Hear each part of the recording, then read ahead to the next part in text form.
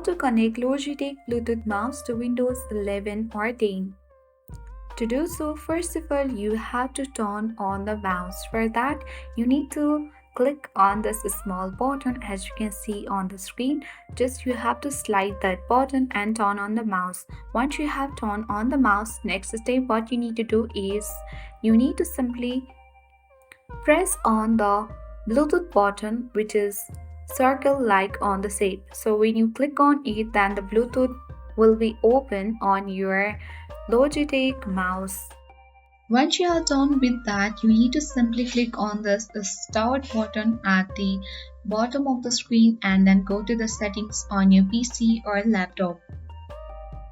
Then once you have done that, on the left panel click on Bluetooth and devices, and here you need to click on add device button.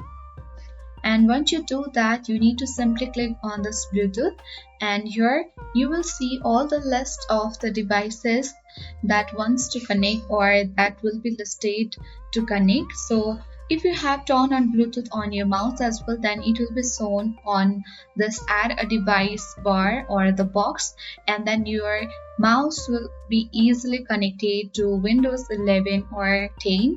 Make sure you have turned on Bluetooth on your mouse as well.